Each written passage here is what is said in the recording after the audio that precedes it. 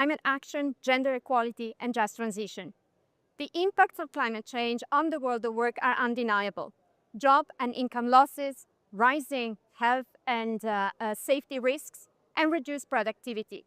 But with the right policies in place, the shift to low carbon, resilient economies can unlock new pathways for job creation and social justice. Women and girls from all different backgrounds are more likely to face unique and disproportionate impacts as climate change exacerbates existing inequalities and threatens their livelihoods, health, safety, and rights. That is why it is vital that the new Gender Action Plan embeds a clear commitment. Climate and just transition policies must be intentionally gender responsive and inclusive from the start, ensuring women benefit equitably from the transition to a greener future. This is particularly important for communities vulnerable to climate change, such as indigenous and tribal peoples. At COP28, the ILO and UNFCCC had a high-level dialogue on delivering a gender-responsive just transition, and it spotlighted key actions: social protection, care policies and care services, sectoral policies, financing, rights, and social dialogue to ensure that no one is left behind, in particular indigenous and tribal people. These priorities align closely with the ILO guidelines for a just transition towards environmentally sustainable economies and societies for all, and are further elaborated in a multilingual guide on gender equality and inclusion for a just transition in climate action, grounded in international labor standards and in the principles of social dialogue, including the rights enshrined in the ILO Convention 169 on indigenous and tribal peoples. The ILO supports governments, employers, and workers' organizations in developing inclusive policies that ensure just transition processes are gender responsive, respect cultural identities, and uphold the rights of all people in the world of work. By prioritizing equitable participation and tailored solutions, the new Gender Action Plan could value just transition policies that address the unique challenges faced by women, indigenous and tribal people, and marginalized groups in the shift towards sustainable economy. Strengthening the role as agents of change in climate action and sustainable development with decent work for all is key. The new Gender Action Plan is therefore a unique opportunity to also center the care economy for climate resilience. Investing in the care economy is investing in climate resilience. A just transition offers a crucial opportunity to value care work by investing in public care infrastructure and services as a climate adaptation strategy. By prioritizing the care sector, we can support gender equality in the workforce while building a climate-resilient community. Adopting the ILO 5Rs framework for decent work, decent care work provides a roadmap for inclusive policies that respect human rights and promote social justice. So, let's ensure that the new gender equality plan is truly fit for purpose, ambitious, inclusive, and actionable for the years to come. Governments, employers, workers, and other stakeholders must seize this opportunity to embed gender equality at the heart of climate action and just transition efforts. Nationally determined contributions and just transition frameworks offer vital entry points to drive the change on the ground. The International Labour Organization stands ready to support this journey, bringing its expert, convening power, and commitment to advancing decent work, inclusion, and rights for all in these changing times.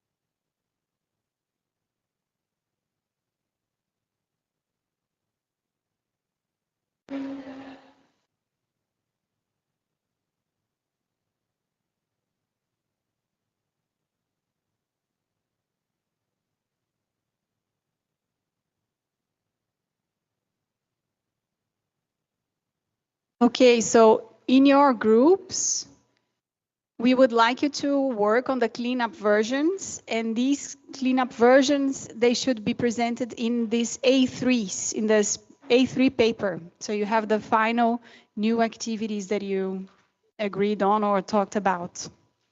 This is what we're gonna photograph, and then when you're back in plenary, and we will present, you will present the work of your group, we will project the A3 papers that you produce now.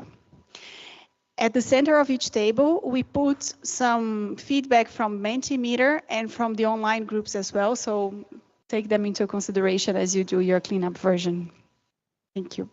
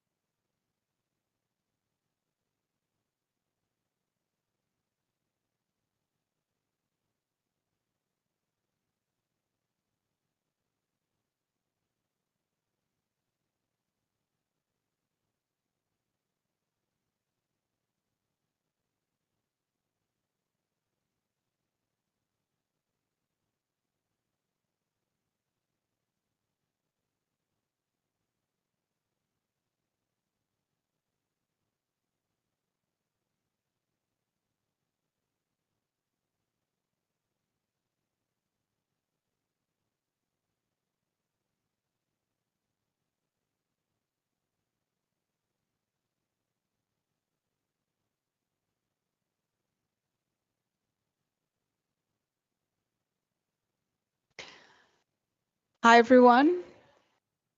I know that the discussions are still very much intense, so we will give you 20 minutes to finish, but those are the last 20 minutes. 20 minutes.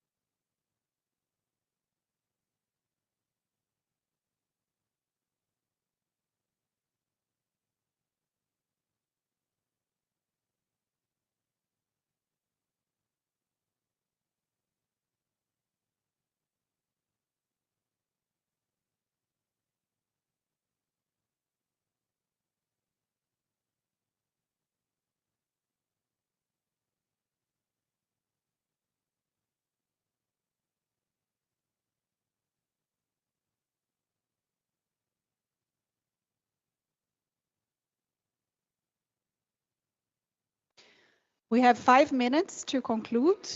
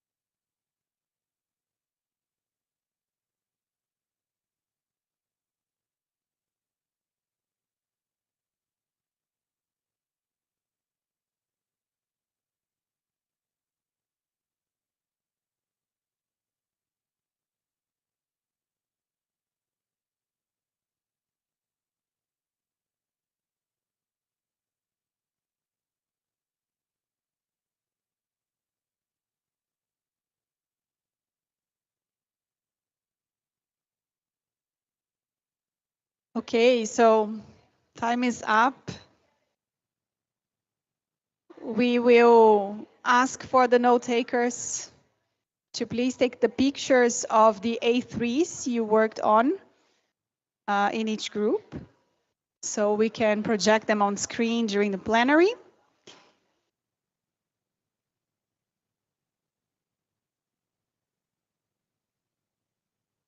And I'll give you 5 minutes to do that, and we're going to have the lightning talk. So taking the pictures and finalizing.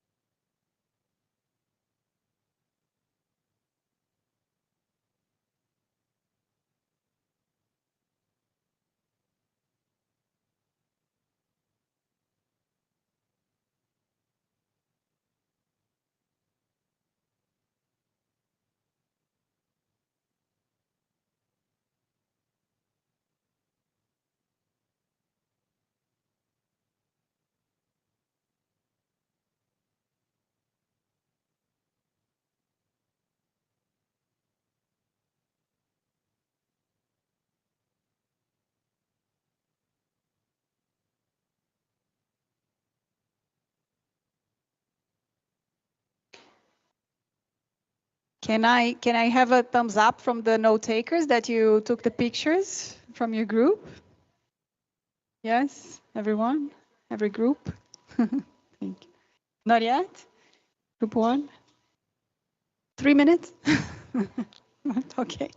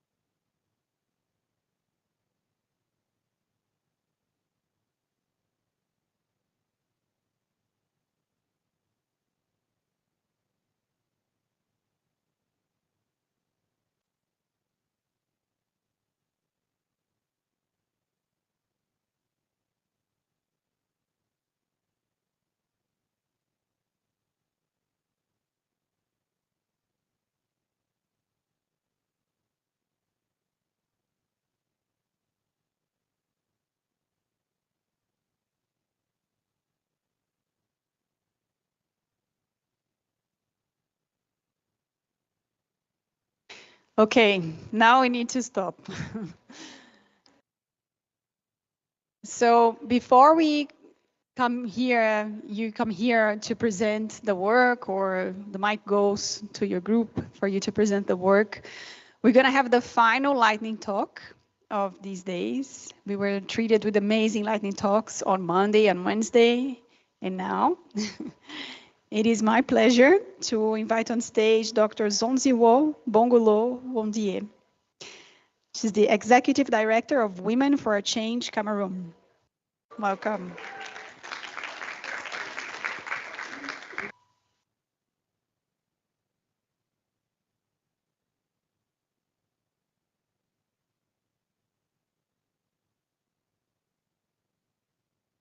Good day, everyone.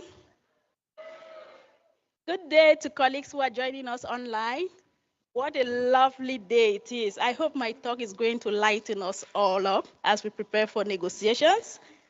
It indeed has been wonderful 4 days and 3 days of hard work and reflections and consultations, discussions, all to contribute towards that future of below 1.5.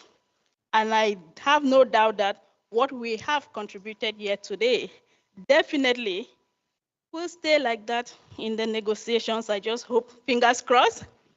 So coming here today, I thought of what can I really speak about? Because, you all have heard, the conversation, gender, it's difficult. How do we capture the indicators? How do we? But I believe the past 3 days, we all can attest that gender is not that difficult, right? Gender transformative climate action is not that difficult. So I hope that with all this work, 10 years from now, we're going to pat ourselves on the back and said, it seemed impossible, but we did it. And we're going to be proud. And I also hope that 10 years from now, my 1-year-old daughter, who was denied a visa to travel with me here, would be proud of the decision I made and will be proud of the decision we all here made. I must say, no woman should ever be forced to choose between whether to work or be reminded of the domestic reproductive role. And I hope the choices, the consultations, the suggestions we have put in this new gap, in 10 years from now, she will be 11, she will be proud of all of us and the commitments we've made here today and leading to COP. And that some of the stories we've shared and read about of floods, cyclones, shrinking civic space, discrimination, bushfire, violence, displacement would be stories of the past. Stories acted in movies and telenovelas. Acted and put on Netflix, maybe. I don't know. Maybe Netflix will have a different name then. 10 years from now, we should all tell ourselves that we dream it, we're intentional about it, and we made it happen. 10 years from now, the data won't be 34% of the women or of the national delegation are women, but will be how many? 60. Thank you. 10 years from now, it should be 60% of the women constitute the national delegation. The world is getting hot at a very, very fast pace. I come from a small community called Boya. It's situated at the foot of the mountain, and southeast to it is the ocean, Atlantic Ocean. I tell you, 25 years when I moved to this community for studies, there was no business like selling ACs or fans. It was cold. But now, you can find ACs everywhere. People constructed homes then. They never thought of putting an AC. But today, you see ACs.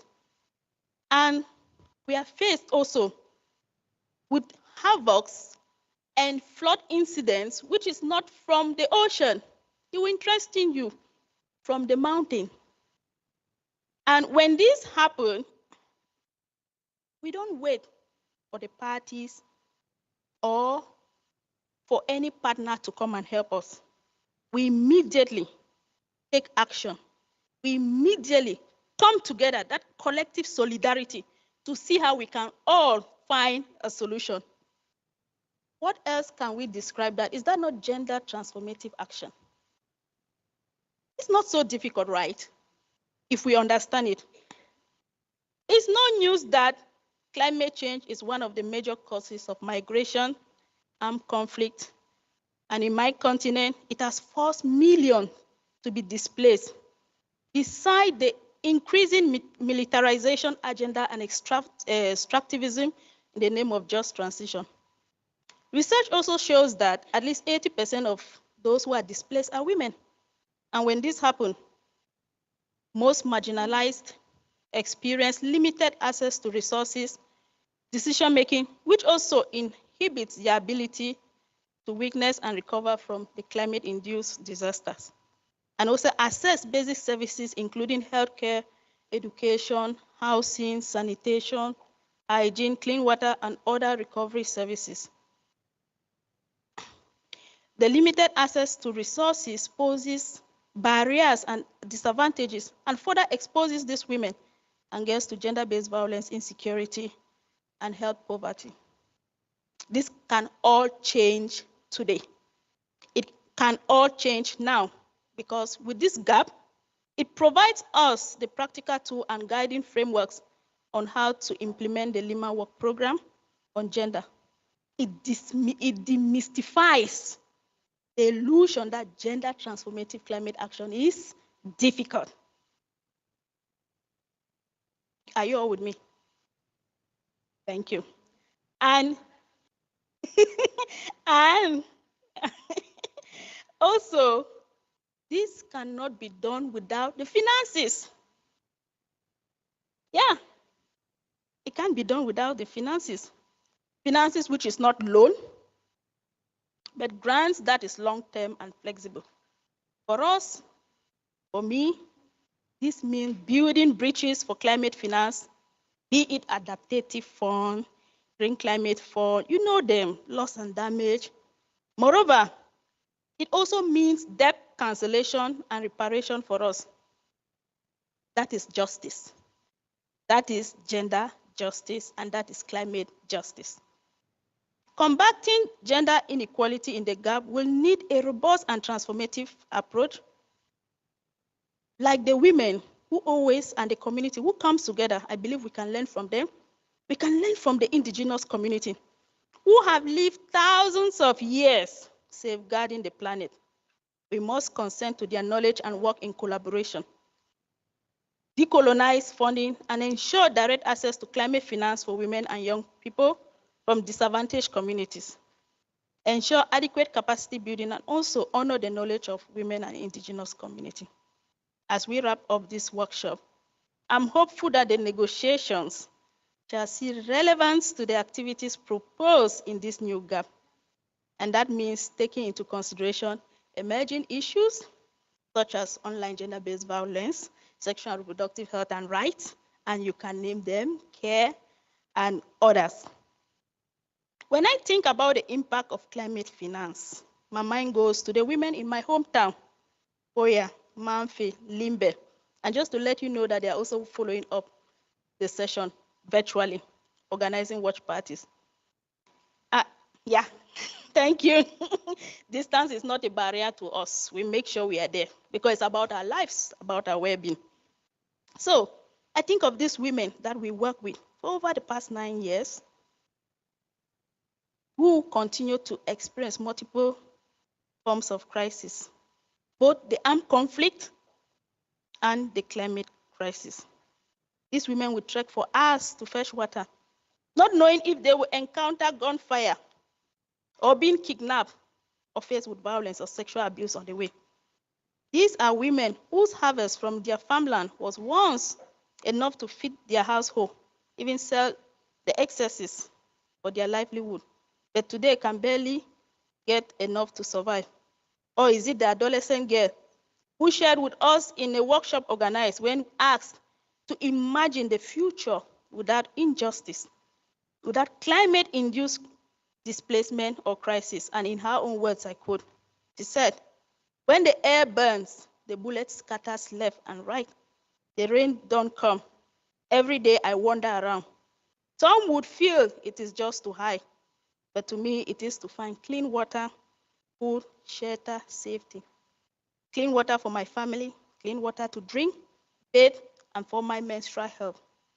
I want a future where policies breathe my truth, where climate finance funds, not just solar panels, but menstrual dignity actions, because menstrual justice is climate justice. These are the stories of Vicky, and Vicky is not, there are so many Vickies of us around the continent, around the world. Her story reminds me of my own personal experience before the conflict. When I move around the country and I visit groups, I was seen as me, standing here with you all today as Zone Zero. But when the conflict started, when I move around, do you know the name I have?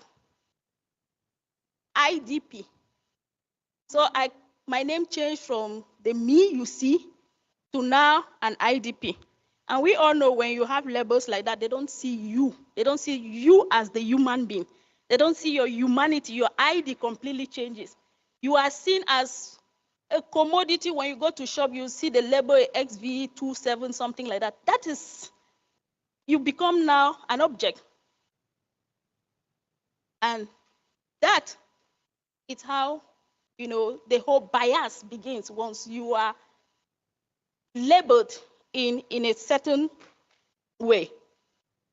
As we therefore go into negotiation, my kind request to you all, our parties present here today, our voices, we count on you strongly, is that you remember when you are asked, what is this gender? What is SRHR? Remember Vicky. Remember the migrant woman. Remember the IDP. Remember the woman with disability. Remember the million of us. Also remember the women in armed conflict caused by climate change, who besides the conflict are also navigating how to cope with extreme weather conditions, exploring ancient traditional practices of coping with desertification, and at the same time staying free from gunshot. Remember the women who understand the weather pattern and have developed successful models that are working for them and their families and communities to survive the flood, drought. Who are the expertise also, or the expert? They do not have the privilege that some of us have.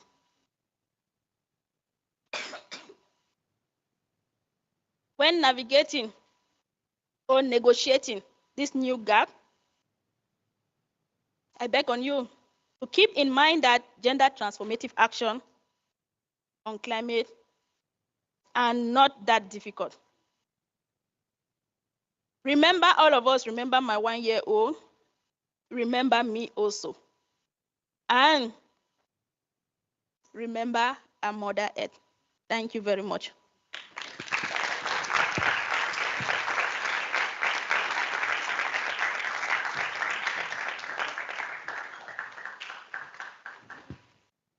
Thank you so much, Zonzibo.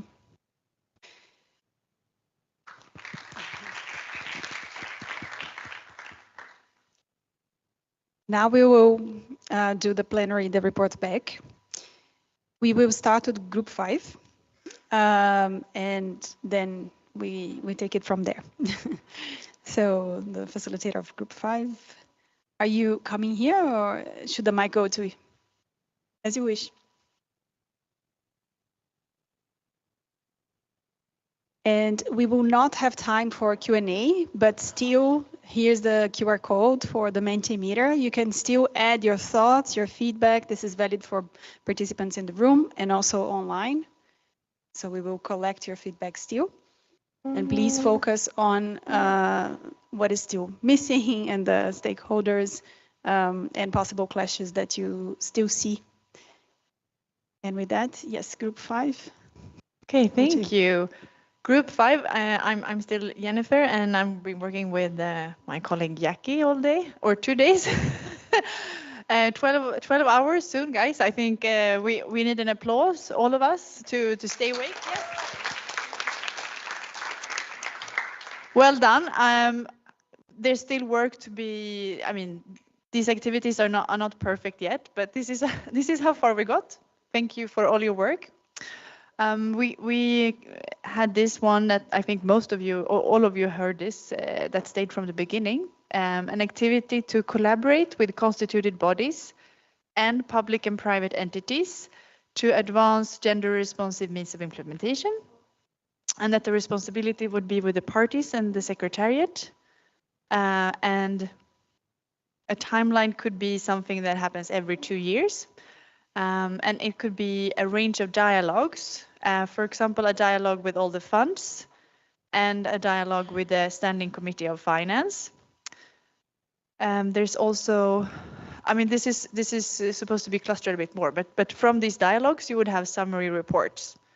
And one topic was for parties to exchange experiences and lessons learned on successful project proposals on existing funding and access to finance to implement activities under national gender action plans as appropriate, and again, to have submissions on this. And this is the continuing one. Another exchange was on exchange of knowledge on funding access modalities and reimagining decolonized funding together with parties and observers and a variety of implementing entities to enhance access to finance for grassroots organizations and indigenous peoples and local communities. And again, using submissions, and then, I mean, and for all of these, since we're talking about the funds, we would list BCF, JEF, Adaptation Fund, etc. And a level of implementation would be national level and national level consultations, right? But did we have international too? SCF would also go there, yeah. Okay, we continue. And on the same, another like topical dialogue. No, this isn't, okay, now we're changing, sorry. There's, yeah. Now we're moving over to capacity building. And we had an activity to strengthen capacities, methodologies, and coordination to collect and analyze gender-responsive climate data analysis and application and usage, including an intersectional approach reflecting the consideration of data for, sorry, for data protection to, sorry, our wonderful note taker has left also, so we're on our own here. Yeah. So strengthen capacities and methodologies and coordination. So strengthen capacities and methodologies and coordination on data collection and analysis and application and usage. And then this part, no? Reflecting the consideration of data protection to inform policy and implementation. I think that's, yep.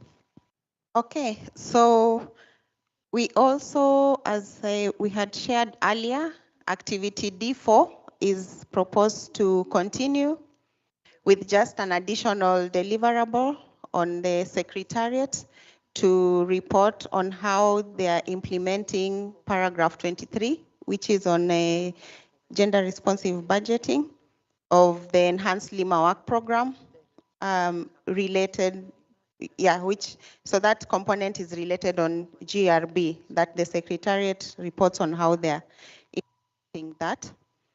Activity D2 is also proposed to remain as it is with just an addition where it states to facilitate access to climate finance, that it states direct. So the insertion is just the word direct access to climate finance. And then on activity D3, there's also a proposal to retain it, but have an addition that states by fostering meaningful participation. So I think in the action plan, it reads full participation, but there is a proposal to replace full with meaningful participation, and at the end, to state at all levels, from planning to implementation to evaluation. And in terms of deliverables, there is a proposal to have knowledge exchanges at regional level, also strengthen and ensure women's full and meaningful participation in technology transfer activities such as trainings, workshops, and peer-to-peer exchanges. And the level of implementation is proposed to be at international and regional level. Now, we have additional proposals that we were not able to really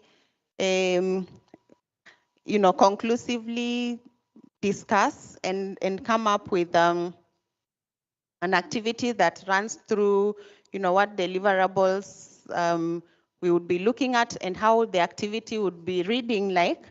So there's, and this is for all of us to try and digest. If there are proposals that can come in this plenary, well and good, but we can also, continue discussions and see how we can do that. Because there was a feeling from colleagues, some of the parties that the proposed activities on finance do not, and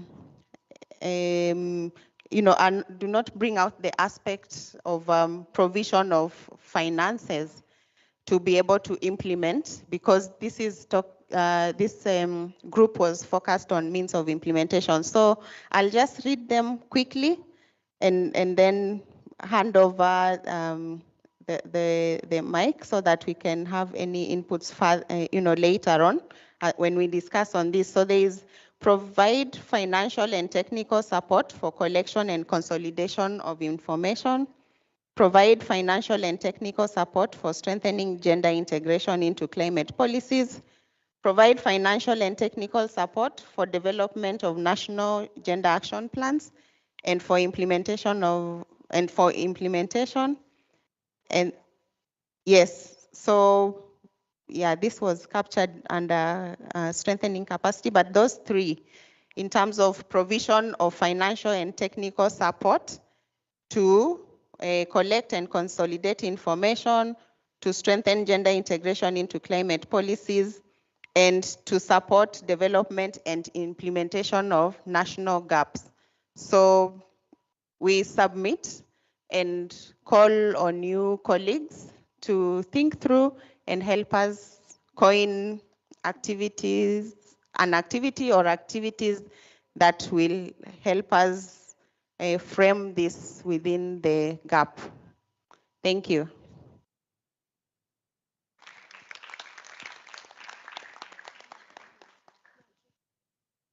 Thank you so much. Let's remain in activity D, then go to group 4, which is also about priority D.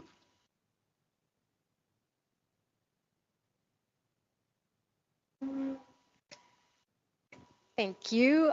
So I'm presenting on behalf of Group 4, and I want to particularly acknowledge my co-facilitators, Halima and Ursula, who got pulled into negotiations, so she couldn't be here this afternoon, but we've missed her.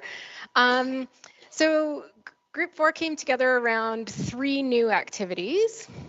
The first is around strengthening the national evidence base, including on emerging issues of, and then we have a list of the emerging issues that we currently have in brackets, because I think there were differences of opinion as to whether we should list all the issues or leave it open for countries to define what the emerging issues are in their particular context.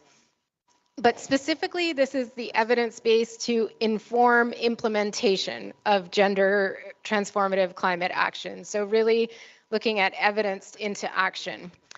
This would be led by parties, supported by the Secretariat, National Gender and Climate Change Focal Points, relevant UN agencies, research community. So there's a bunch of relevant organizations that would be in a supporting role here. The idea would be for this to feed into midterm reviews of the GAP and other processes. And deliverables and outputs, I'll say that we didn't actually spend as much time discussing these. So these are more of a list of ideas rather than a set of deliverables and outputs that we really came to consensus on. But what we've got is dialogue on emerging issues and the intersections with the climate crisis, participatory workshops to build capacity of parties to make the linkages between climate action and emerging issues, integrate emerging issues and report on, which might be in the other activity area, integrate emerging issues into recommendations to UNFCCC processes, and then expert dialogue to present consolidated findings and recommendations. And the level of implementation is national and international. Our second activity focuses on strengthening coordination and collaboration among gender, climate, and other relevant entities to advance gender responsive implementation of climate plans, policies, and strategies, including through the MEAs, NAPs, LT-LEDs, and so on, led by parties, supported by UNFCCC Secretariat, and then a list of civil society organizations, international organizations, academia, other relevant stakeholders. The time frame is ongoing to the midterm review. And the deliverables here would be sectoral and cross-sectoral coordination mechanisms at all levels on gender responsive climate action, and jointly organized official and side sessions on gender responsive climate action at relevant forums such as COP, SBs, NAP Expos, Climate Weeks. And level of implementation is all levels, international, regional, national, and local. And then thirdly, we've got systematically integrating gender and we've got some brackets again, other intersectionalities, multidimensional factors, multiple vulnerabilities, other social considerations, option to list specific groups. Lots of options there for the negotiators to consider. So integrating gender and these other issues in climate policies, plans, and other relevant documents that drive implementation. So again, referring to NAPs, NDCs, LT-LEDs, but also sector plans, investment plans for climate action. Responsibilities would be with parties and secretariat. Timeline 2029. And the deliverables would include dialogue with CETA, regional climate dialogues on gender, guidelines and studies that show multiple forms of oppression and how they link to climate change, and an annual synthesis report on how gender responsive implementation of climate action is evolving, building on NatCom's BTR's submissions and so on. And the level of implementation is multiple from international to subnational.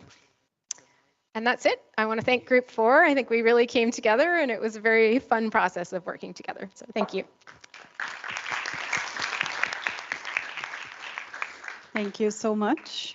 Let's go to Group 1 now.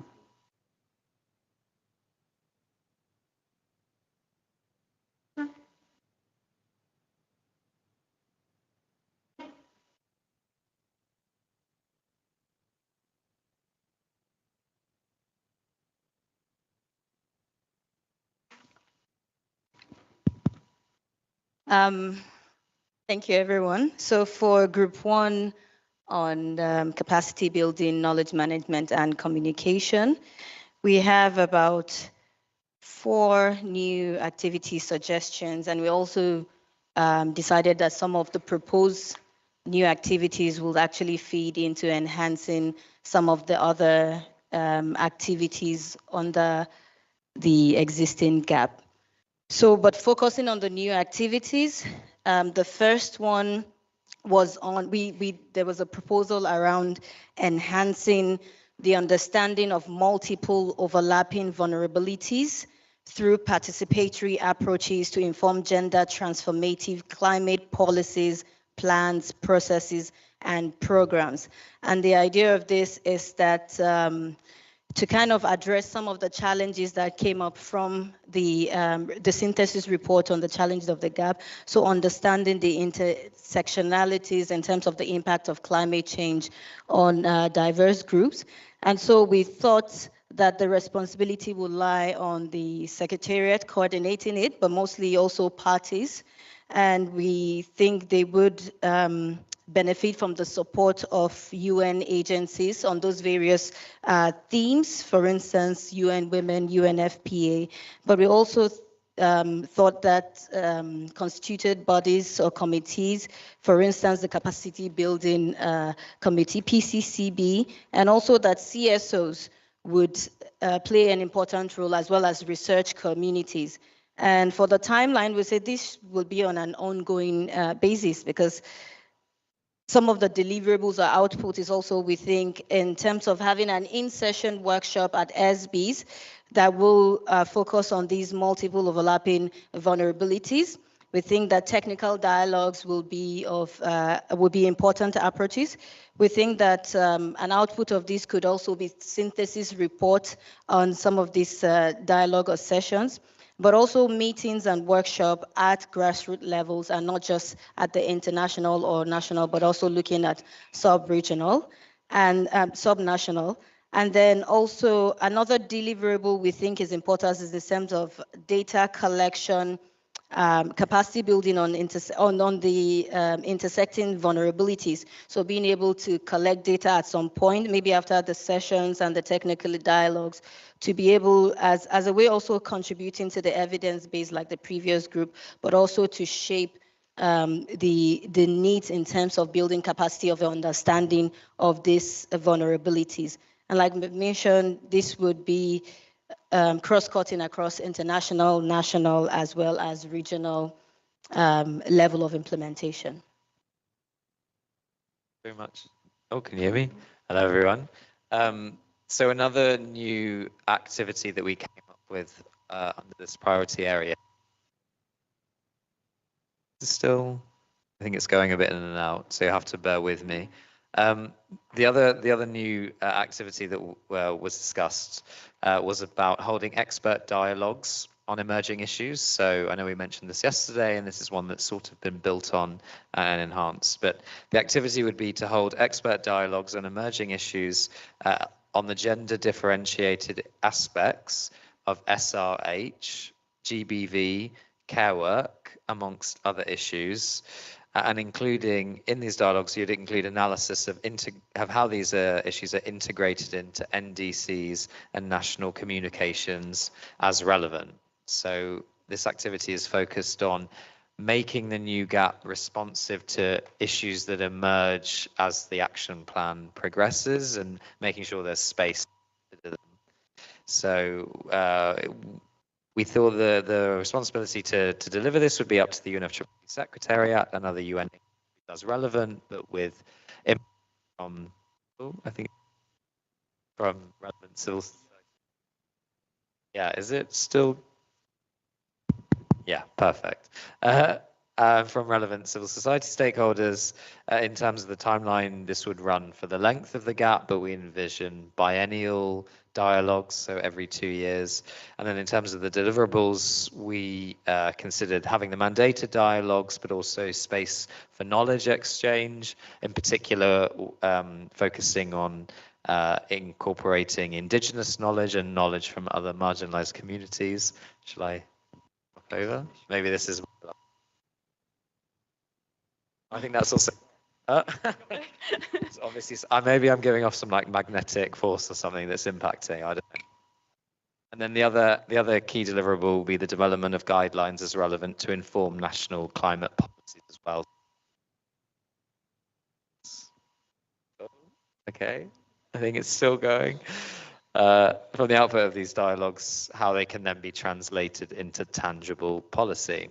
So that was one of the key activities that we discussed.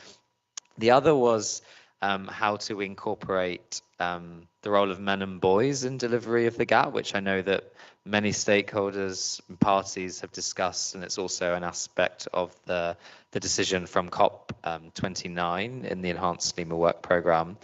And so this activity would be focusing on enhancing gender transformative climate action, including through transforming social and gender norms and patriarchal masculinities, engaging men and boys as active agents and beneficiaries of change, and as strategic partners and allies in achieving gender equality and the empowerment of all women and girls in the context of climate change. So the way in which those responsible for delivering this would be parties and other relevant subnational stakeholders, along with the Secretariat, to share knowledge about how this could be achieved. We didn't come up with a specific timeline, but I imagine this would be running over the course of the action plan. And then a key deliverable would be promoting capacity building with member states, officials and delegations as well. So I think we still haven't finalized exactly how this would be implemented, but we thought it was important to try and have a specific activity in engaging men and boys on the importance of gender responsive climate action. And then, yeah, cool. And then the last activity that we came up with was establishing a communication lab to coordinate and promote a design narrative framing, storytelling, something that could simplify data on gender and climate and enhance media literacy. So a communication lab that would address misinformation and disinformation on climate change and the gendered impacts of climate change as well. So those responsible for delivering it would be the Secretariat and parties, and the key deliverable would be this lab, which would be easy to update and an effective resource sharing platform as well. So as you can see, there are quite a range of activities all under the banner of capacity building. And yeah, I hope those that we hope have put the new GAP in good stead.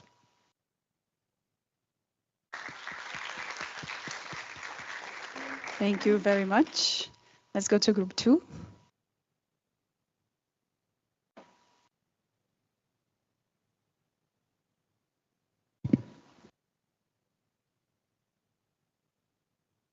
Hello. So first off, thanks so much to all of the members of Group 2, to Mishi from WeDo, who co-facilitated, and Beatrice from Canada, who also co-facilitated. I'm Emily from Canada, and I tried to co-facilitate when I was here. We had the task of looking at priority area B, which is about gender balance, participation, and women's leadership, which you all know. So we arrived at a total of 5 activities, including the 3 activities that are already in the previous GAP, but just with some additions and adjustments to enhance them. Starting with the first, so our group's expanded B1 would take all of the elements of the description that are already in the existing GAP activity B1. But what we would like to see added first is the terms meaningful and effective with respect to women's participation. Second is the aspect of supporting not only party delegates, but also accredited non-party delegates through this activity. And third is to make sure that the enhancement of women's leadership is articulated throughout and across the development of national climate policies, plans, and programs. And we listed a few examples. In terms of responsibilities, the Secretariat would be responsible. parties and non-parties would be responsible, and we would also invite relevant UN organizations, I believe in the, relevant UN organizations to also contribute. The timeline for this activity is ongoing, and in terms of deliverables or outputs, the main things we would add are annual one-on-one mentorship, where women who have been engaged in the process would be matched with women who are new to the process. The second is the creation of a mentorship network that would participate in the third deliverable, which is virtual webinars, and the fourth deliverable, which is the exchanges of experience, including with respect to traditional women's traditional knowledges and practices. In terms of level of implementation, international, national, regional was already there, so we would just add local. The second activity is an expanded B2, which is about the promotion of travel funds as a means of supporting the equal participation of women. Here, what we would like to see added is to address not only women, but gender diverse people. And we would like to add in the description an aspirational goal of 51% of the travel fund going to supporting women and gender diverse people.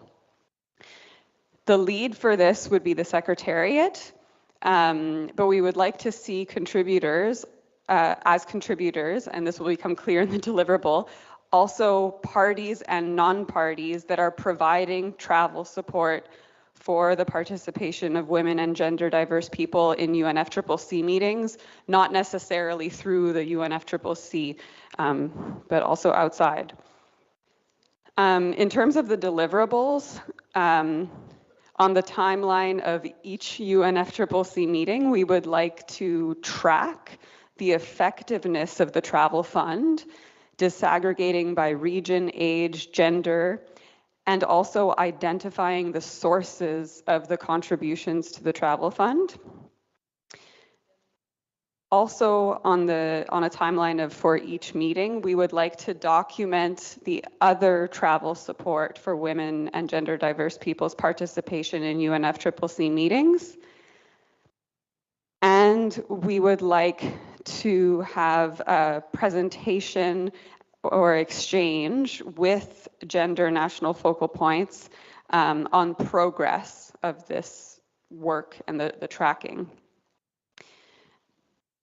And this tracking information would feed into the report before the next, so like the 2029 review.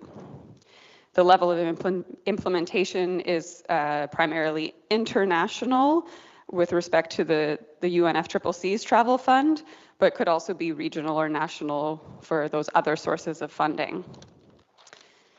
Our third activity is a revisited B3. So B3 in the current priority area B is about a joint dialogue with the local communities and Indigenous peoples platform, but we realized it was actually just a deliverable rather than like a broader activity.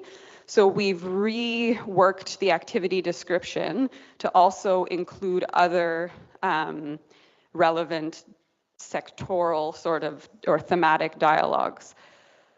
So the activity description is to enhance the participation and leadership of women and girls in all their diversity, including Indigenous women and women from local communities, and support knowledge exchange, as well as create, document, and exchange experience with gender-just climate solutions and innovations. In terms of responsibilities, the lead would be the Secretariat and parties, but contributors would have to include the Indigenous Peoples Organizations constituency, the Women and Gender constituency, the local communities Indigenous Peoples Platforms Facilitative Working Group, the ACE work stream, other relevant constituted bodies, relevant organizations, and donors. In terms of deliverables, first on an annual basis, we would like to see 4 dialogues, considering that there are 4 years between now and the 2029 review. So 4 dialogues, and we've identified 4 themes. One is gender just climate solutions, one is women in STEM, one is a joint dialogue with the LSIP on the role of Indigenous women and women from local communities, and one is a joint dialogue with the Action for Climate Empowerment workstream to specifically support and advance the participation of young women, girls, and adolescent girls focused on gender, education, and climate. And this was an idea that stemmed from discussion around needing like an intergenerational approach and a lifelong learning approach. Related to each of those 4 annual dialogues is the idea of including discussion of opportunities to scale up solutions and innovations that we know exist but need to be scaled. After each dialogue, in addition to a report of the dialogue, we were thinking what would be really useful and accessible is a 1-page visual summary of the key takeaways. In addition, on an ongoing basis, we talked about regional workshops or webinars to exchange knowledge and experience at the regional level. And this stemmed from an important discussion about the fact that women have a lot of responsibilities in their communities. They're doing good work. They also have care responsibilities, but they can still participate in this process even if they don't necessarily want to leave their community for a couple weeks. In addition, we would like to see a platform for exchanging knowledge and experience at the regional level. We talked about integrating those experiences and exchange of knowledge into other work streams, as well as national plans or reports, and about developing a toolkit for how to apply gender just climate solutions and innovations at the regional or national level. Yes. Then we have 2 completely new activities. The first new activity we sort of titled Multi-Dimensional Gender Responsiveness of UNFCCC Meetings and Venues. And the idea here is to assess, develop, and implement protocols or ways to facilitate the full and effective participation of people with care responsibilities and overlapping unique needs in UNFCCC meetings, including childcare provisions, disability, including hearing and vision and language access, and hybrid participation options. The responsible entities would include the UNFCCC Secretariat, but we would also invite COP host countries to be involved, as well as more broadly parties, civil society organizations, and would invite and hope to leverage the expertise of gender and disability organizations. On an ongoing basis, the first deliverable would be to monitor and report on the effectiveness of the gender responsiveness of UNFCCC conference venues. In advance of the 2029 review, we would like to have reports on the gender responsiveness of the venues and meetings be included. We would also like to see care responsive and accessibility participation protocols and guidelines.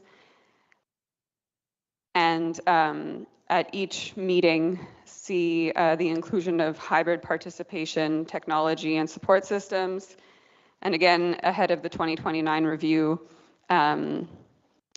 another element of overall gender responsiveness that was important and raised in our discussions was reporting on implementation of the code of conduct as relates to violence and harassment. And the level of implementation is international. The last activity is a new one as well, focused on women environmental human rights defenders. The objective, I've been talking for a long time, that's why. The objective is to enhance the protection mechanisms and support and amplify leadership, including knowledge of women environmental human rights defenders, Indigenous women, and women of African descent, with a specific focus on safety, on their particular needs. So we're talking about safety, capacity strengthening, visibility, and meaningful participation in climate policies and action. The lead would be the Secretariat, but we would also want to invite the UN Office of Human Rights to participate and hopefully lead. And contributors would include the local communities and Indigenous Peoples Platforms Facilitative Working Group, parties, relevant organizations, Indigenous organizations, women of African descent organizations, and UN Women. In terms of timeline, I have ongoing with a question. We didn't get to that in much detail. Thank you. In terms of deliverables, what we would like to see includes exploring the creation of a role for women environmental human rights defenders and climate champion within this process. Second, we'd like to see guidelines for the protection and participation of women environmental human rights defenders. Third, we'd like to see capacity strengthening, security training. So third, capacity strengthening and security training. And fourth, a report on progress of all of the above before the next review. And again, the level of implementation would be international. Thank you. Thank you. Now we go to group 3.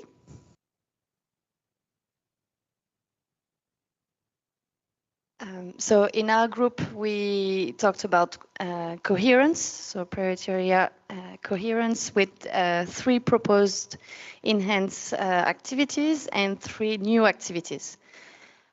First, the proposal was to update C1. It would read like that: ensure that members of constituted bodies are introduced to gender-related mandates and the relevance of gender in the context of the work in a consistent and systematic manner to support the implementation of the GAP. Responsibilities would be with the Secretariat and constituted bodies. The timeline would be 2026. So the timeline of 2026 is actually for one of the deliverables, would be the dialogue with LCIPP, so the platform, to facilitate discussion with Indigenous people and local communities. The level of implementation would be international, regional, and also in coordination with FWG. On C2, there was no update. On C3, there was an update on the phrasing of the activity, which would read as strengthening the coordination between the work of the subsidiary bodies under the Convention and the Paris Agreement and other UN entities, Rio Convention Secretariat, and other relevant processes and multilateral agreements as applicable. The responsibilities would be with the Secretariat and parties. We saw it as an ongoing activity with some deliverables, including reports on best practices and existing information on mainstreaming gender in the processes for gender focal points. Implementation would be at the regional and global level. Another potential outputs would be a biennial dialogue between convention focal points and designated gender experts during the sessions, or also possibly during regional climate weeks. So biennially for the timeline with the responsibility of the Secretariat and parties, and for implementation at regional and global level. Last update on C4. Would read as encourage parties and relevant UNFCCC and Paris Agreement constituted bodies in line with their respective mandates to support action and implementation of the enhanced Lima work program and GAP. This would be the responsibility of Secretariat and COP presidency, with the specific output to invite COP presidency team, Secretariat and subsidiary bodies to prepare a report on gender balance. This would be done yearly, and the level of implementation would be national, regional, and international. Another output of this activity would be to request the Secretariat to support the attendance of national gender and climate change focal points and ensuring a regional balance at relevant mandated gender UNFCCC meetings. So this would be done yearly by the Secretariat, and the level of implementation would be national, regional, international. And the C4, we discussed another output, which would be request to the Secretariat to deliver dialogue and agreement logistics on results of report on gender balance and regional balance. So timeline could be 2026 and 2028 for those dialogues. Implementation at national, regional, and international level. Passing on the floor on the new activities. Cool. So we had 3 new activities. The first was to ensure systemic integration of gender considerations in NDCs, NAPs, the GST, BTRs, and other key UN climate change accountability mechanisms with dedicated gender assessment components under the UN climate change process as applicable. This would be led by the Secretariat and relevant UN entities and SB chairs if relevant. Timeline for this, we would consider it to be continuous to align with the cycles of each of these mechanisms. And an output would be, we'll have 3 outputs. So the first would be the development of a gender responsive integration protocol. Some groups wanted the inclusion of intersectionality seen in this protocol, and that was put in the parking lot for now. And implementation for this would be at the national level. Another output would be the SB chairs to report on gender responsive mitigation and adaptation means, and the output would be at global level. And a third output would be to encourage synergies with other processes, including the CSW, the Beijing Platform for Action, Rio Conventions, and CEDAW, etc. The second new activity would be to strengthen national and local level coherence on gender and climate change across the policy lifecycle. The leads for this would be parties and specifically the ministries that are relevant or lead on issues relating to gender and climate. Contributing bodies could be relevant organisations and donors. The timeline for this would be ongoing, and an output of this would be the establishment of national and subnational structures. Another output for this could be the identification of main mechanisms to operationalise these national and subnational structures. The third and final new activity was to ensure coherence between gender champions from different negotiation tracks, for example, adaptation, mitigation, finance, just transition, and to establish a cross-sectoral coordination mechanism. The leads for this would be the parties, and contributing bodies would be the Secretariat, constituted bodies, experts, organisations, and the Women and Gender constituency. There'd be 3 outputs for this. The first would be the identification of gender champions across sectors. Following on from that would be the creation of a network of these champions who are sectorial experts. And finally, there would be the building of capacity of gender champions relating to priority area A. And that could be done through briefings and workshops on different climate and gender perspectives from intersectional perspectives. That would be led by parties, also contributing from Secretariat, constituted bodies, experts, organisations, and the Women and Gender constituency. Thank you, and thank you to the team for their hard work on getting those put together. Thank you. Now go to group 6. It's the final group to report back.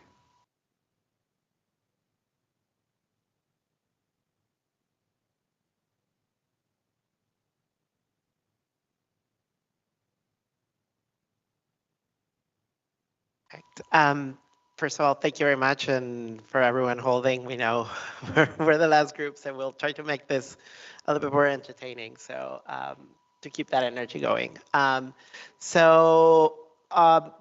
First of all, we want to thank the general group. The feedback that we got was very useful to really narrow down and understand the importance, the impact, and the reach that activities related to monitor and reporting can have to really tie everything up of what we've been discussing.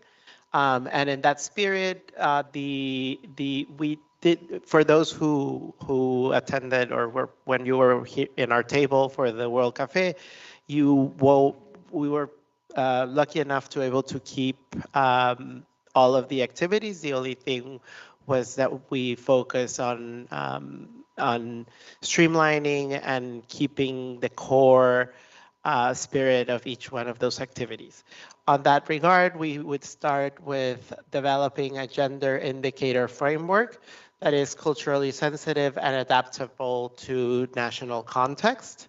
This would be a party-led initiative with the support of the Secretariat and civil society and any other relevant organization or body across the UN, and of course across the different constituted bodies of the UNFCCC. And for this, we identified 4 specific deliverables.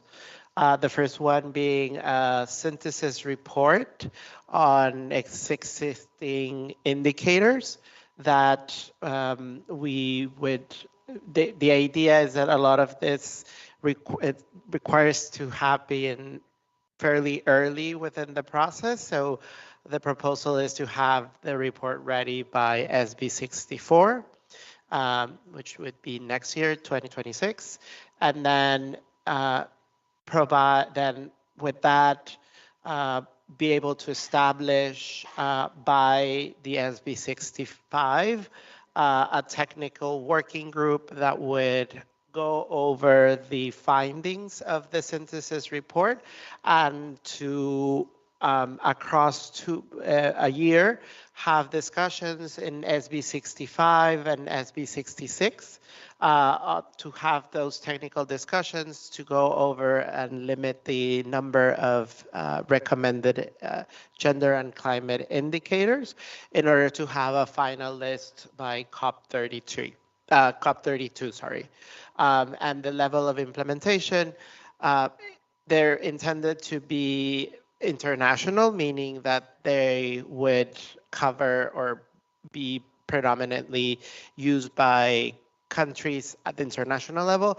But of course, once the countries start adopting and implementing the indicators, that will require to narrow down to a more regional, national, and local level. The second activity, which is building on the current E2 activity, is which refers to reporting on gender and climate policies, programs, and actions. The proposal of this that came out of this workshop was to establish a voluntary national reporting mechanism on gender responsive climate action, which addresses progress on the gender action plan and includes data disaggregated by age, disability, and gender statistics, and also reporting on gender responsive technology. This would be predominantly a party-led initiative with, of course, the support of the Secretariat and the idea of incorporating the participation of civil society. So the proposal here is by SB64 to have initial guidance provided by the Secretariat in relation to what would the first reporting look like, and to have the first round of reports ready by 2026, giving countries about a year. And the idea is that this process is in sync with the BTR process. So when countries are developing their BTRs, they would in parallel be also developing this voluntary reports. And of course, the level would be predominantly national, although they would source local inputs. The third activity is to develop a synthesis report on gender responsive NDCs and NAPs and BTRs. And here we would rely on the Secretariat to complete or to publish a report starting after COP31 when the next round of NDCs is presented, to provide that report that contains a compilation of the different actions, considerations regarding gender across in this case, the next round of NDCs. And with this, I'll pass it to my colleague, Angela. Thank you, Diego. After those activities, we look at the necessity to train on the report on, actually, like I was saying, the necessity to monitoring and reporting. We had a discussion that it's important as well to put the terminology monitoring first and reporting after. And for that, we need to be capacitated to be able to report effectively, to monitor and report effectively. So this is the activity, and we put it as a priority. We need to be capacitated before doing anything, so this is #1 priority. The responsibility is from the Secretariat, and when we need to remain coherent and as soon as possible. So therefore, SB 64 next year at this time during the next SB. In which way? The deliverable, a workshop, but to include everybody. It can be in person, but virtual as well. Of course, its level of implementation is international, so we can have everyone.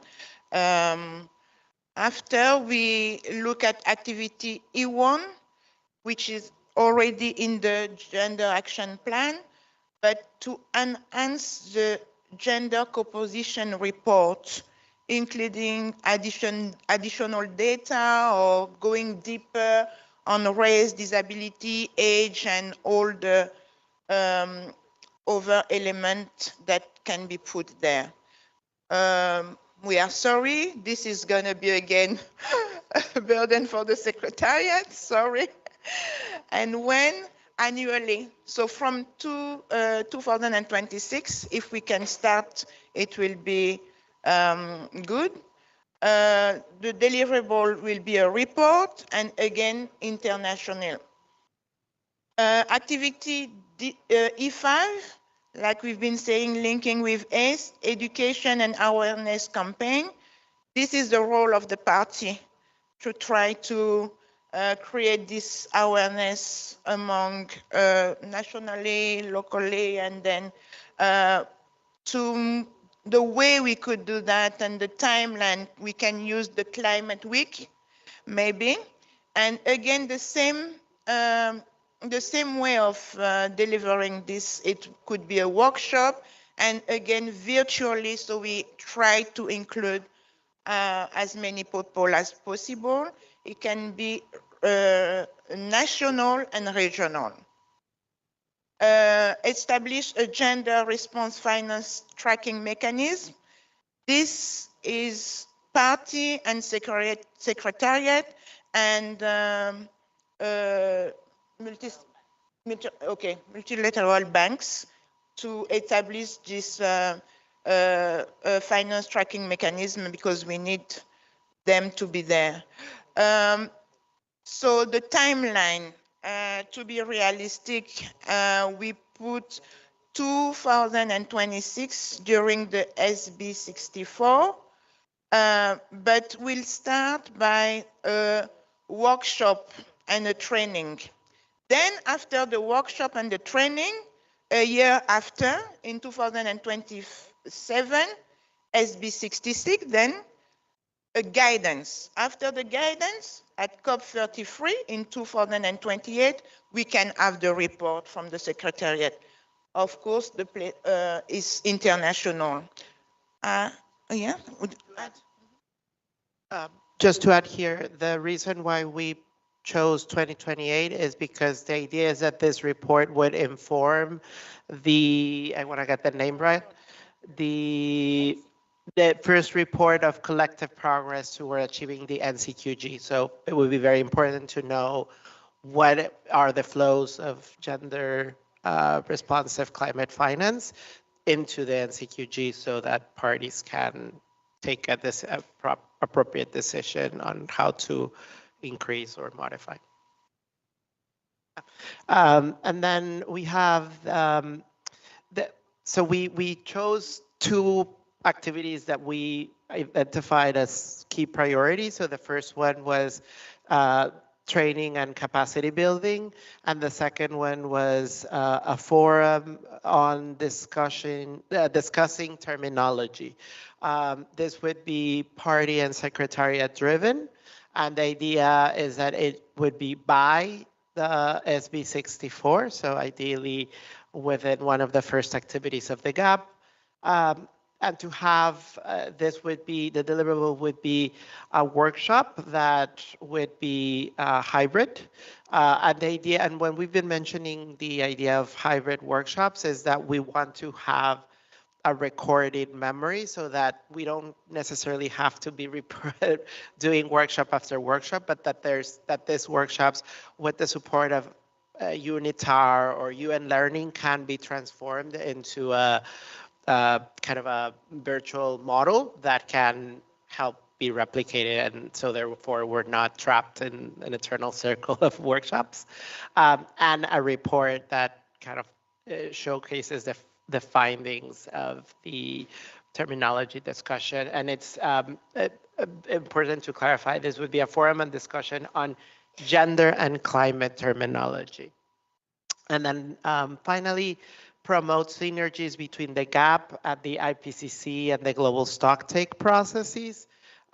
This would be led by the Secretariat, and the idea is that this would take form in a forum in 2028 before the IPCC Assessment Report 7 synthesis report, which is published in 2029. And also the idea is that that would also help contribute to the global stocktake, which is 2029. That the idea is that the findings, the discussions of this forum help provide additional support or guidance, recommendations into these processes, into how to incorporate gender disaggregated data and how to consider the issues around climate and gender. Acknowledging that those processes have their own guidelines, have their own governing bodies, and therefore it would be for them to complement the work or support the work. And just to, we didn't explicitly mention activities E3 and E4 of the current Gender Action Plan, which refer to the midterm review and the final review, but of course encourage parties to consider and just extend this activity so that they're incorporated in the new Gender Action Plan.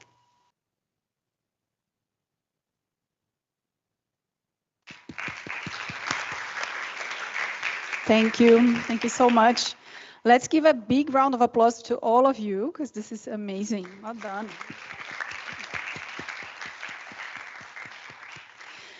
So we are approaching the end of this 3-day workshop, which was fantastic. Thank you so much for the fruitful, insightful, and constructive discussions.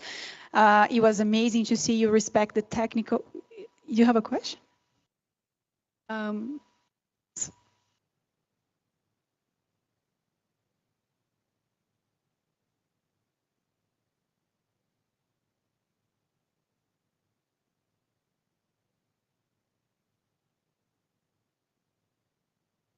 Just a point of clarification.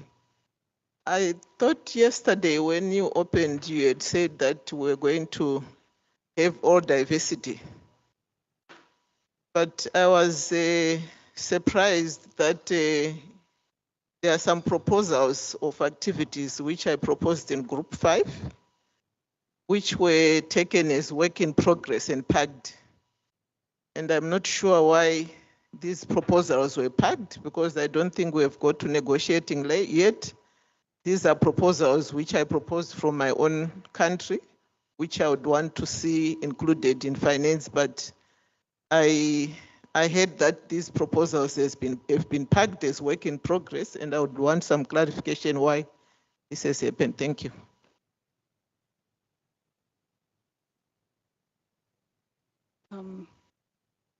Gabby, do you want to respond, or should I?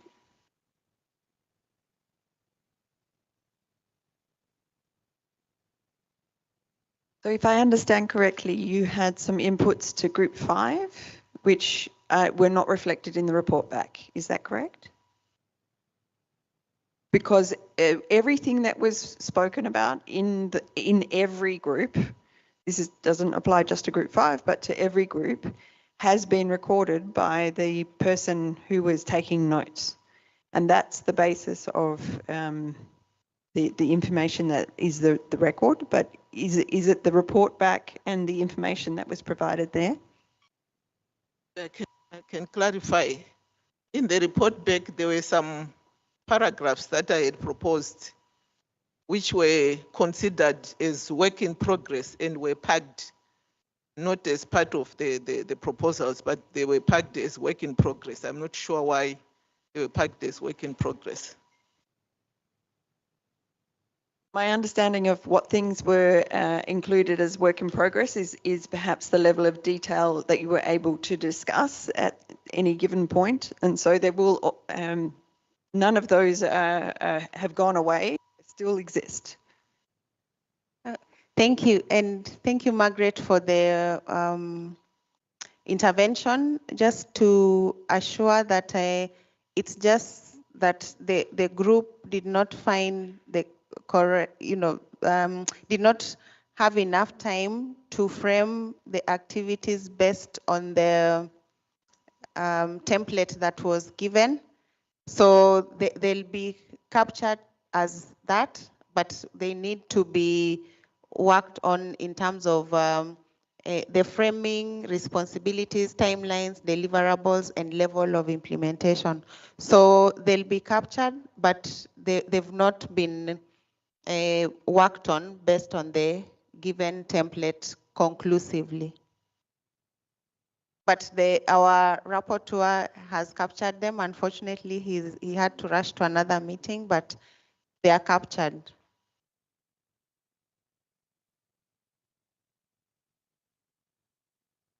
Thank you. Now, I would like to invite Ambassador Vanessa Dolce de Faria, Brazil's High Representative for Gender Issues of the Ministry of Foreign Affairs, to deliver her remarks. Welcome.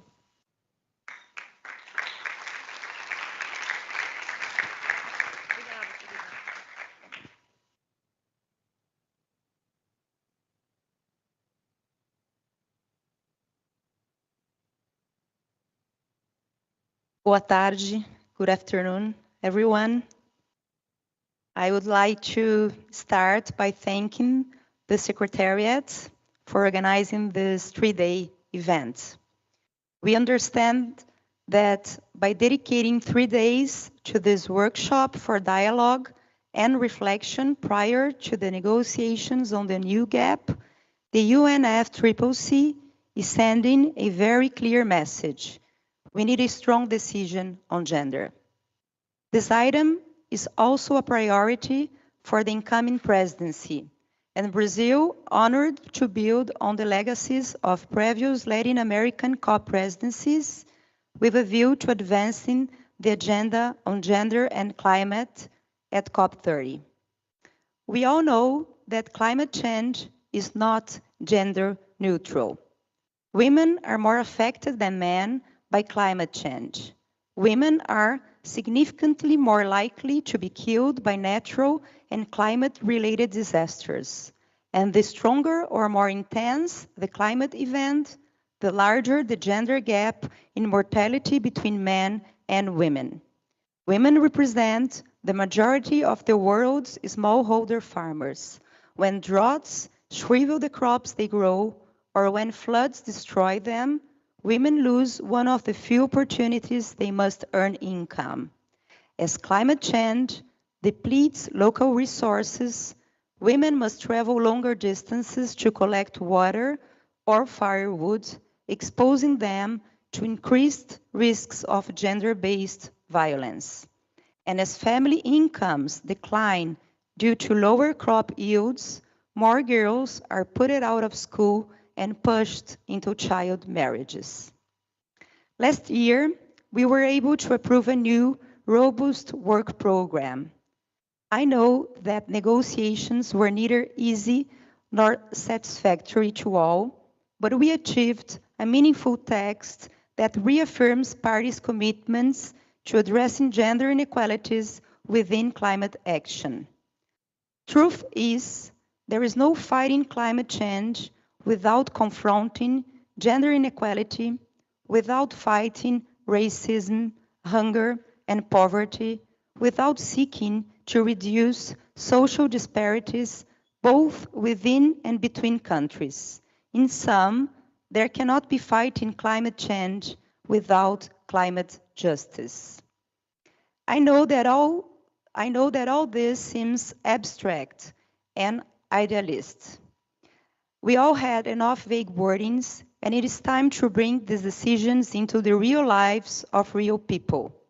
In gender, we have an opportunity to do that, and it's called the New Gender Action Plan. This new decision on gender synthesizes one of the goals of COP30, bringing this regime to ordinary day-by-day life. But how to transform the commitments, acknowledgements, invitations, and encouragements of the work program into specific, meaningful activities of the GAP. I'll dare to raise 3 fundamental points to help us answer it. Firstly, I believe that paragraph 7 of the new work program offers valuable guidance by encouraging coherence with the 2030 Agenda for Sustainable Development. Immediately, it invites us to recall Sustainable Development Goal 5 and its 9 targets and read them alongside part submissions on gender. Then, the dots seem to connect naturally. For example, when the 23rd Agenda aims to ensure women's full and effective participation and equal opportunities for leadership, we are reminded of the importance of building capacity for women negotiators at the UNFCCC, about the urgency of educating girls on science, technology, engineering, and mathematics, so they can help finding climate solutions, about protecting women climate defenders and making sure they are heard.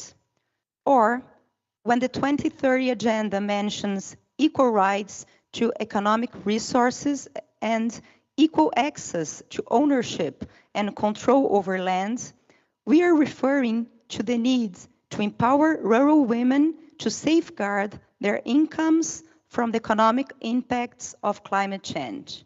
And when the agenda speaks of eliminating all forms of violence, we must recall how women and girls are exposed to sexual violence in the context of disasters and displacement, including in temporary shelters. The second point I would like to stress is that these women and girls are not fictional.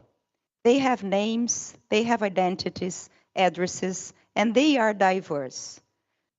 We need to know who they are, where they live, and what they need, so that we can design and implement meaningful gender-responsive climate action. Women are not a monolithic group. Our age, social and economic status, race, ethnicity, gender identity, sexual orientation, disability, geography, and cultural background determine how climate change affects us. That is why it is so important to talk about disaggregated data. COP29 decision took a step closer to these real-life women by encouraging the collection and production of gender and age disaggregated data. But there is more to be done.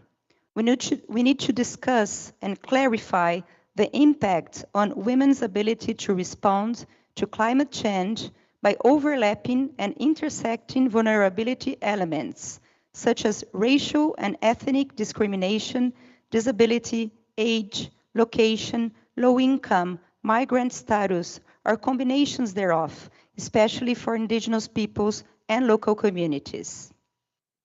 In my country, for instance, in Brazil, racial disparities are particularly significant, deeply embedded in our socioeconomic structures and linked to the legacy of slavery. Today, almost 56% of the Brazilian population, around 120 million people, identify as people of African descent.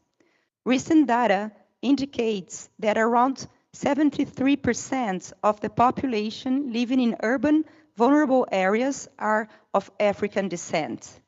Women of African descent represent more than 28% of the national population, approximately 60 million people.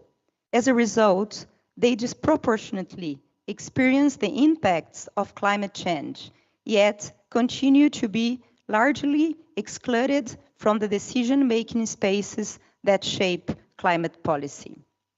Lastly, the third point is about trust. We are all here because we have a mandate, advancing gender equality and empowerment of women and girls in the UNFCCC process, according to the work program. That means backsliding from agreed language is not an option.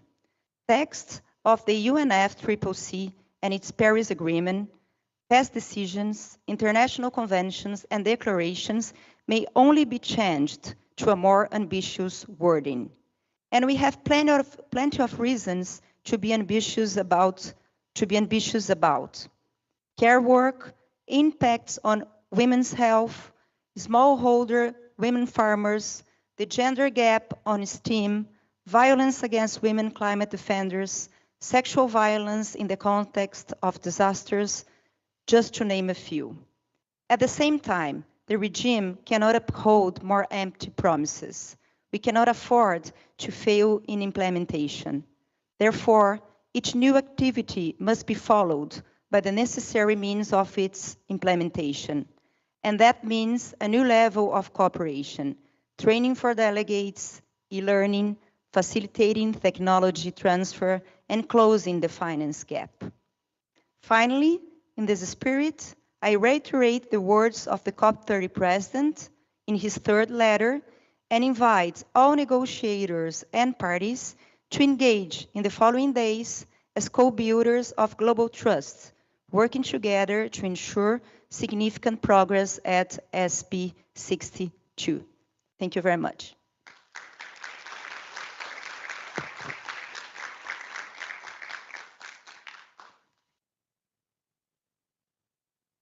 Thank you so much, Ambassador. So this is the end of a 3-day workshop.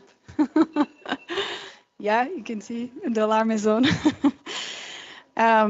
Yeah, as I was saying before, I would like to thank you all for being so present and open and respecting the technical discussion. And now these conversations that were well captured in the notes and the flip charts, in the A3s and A4s, will help inform further negotiations. I would like to thank our co-facilitators who were present throughout this workshop. Jared and Carol, thank you so much for being here with us and listening. I would like to thank the facilitators in each group. This is not an easy work to be done. It was a lot of rotations, so thank you so much, and the observers as well, and those who volunteered to be facilitators, who didn't sign up in the beginning and then ended up taking this role. Thank you for the interpreters in Spanish and French that helped so much to make this a more inclusive space.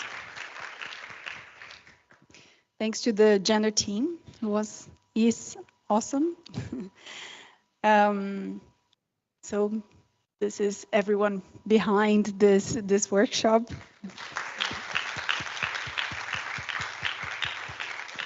And also thank to the GIZ for offering us this space. So in your presentations, I heard many things that caught my attention. If I'll say them briefly in 1 or 2 minutes. I think it was really interesting how you brought the word meaningful as a new thing. You engaged more on the local level, besides all the levels that are present, but you also mentioned the local level. Although intersectionality is a word that was packed, you mentioned several groups of women, girls, women with disabilities. You mentioned age, gender diverse people, women, environmental and human rights defenders, adolescent girls. So I think it's important. You talked a lot about the sectoral approach on gender-based violence, sexual and reproductive health and rights, education, STEM, energy. Data, although was very present in the room, in the conversations, was not so present in the final presentations. Those are question marks that are here for us. Many of you talked about the integration with other processes under the UNFCCC and beyond the UNFCCC. And in terms of what you want, I heard a lot the word dialogue, right? So there seems to be a lot of appetite for more conversations, for more coming together to discuss this topic.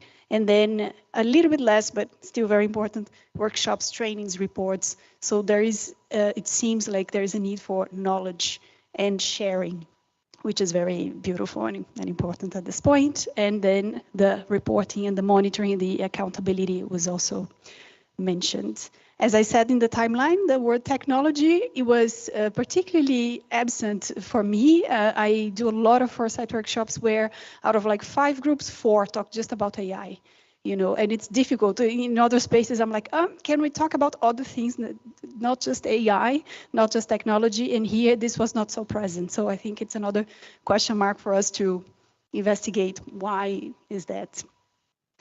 Not that it's right or wrong, it's just yeah, something for us to observe. With that, I just would like to remind you once more that all these beautiful and amazing and very rich materials that you produced are being uploaded to the website, so please check them out. And the email of the gender team is always available for you to communicate with the team. So that's it. Thank you so much. Have a restful evening and well done.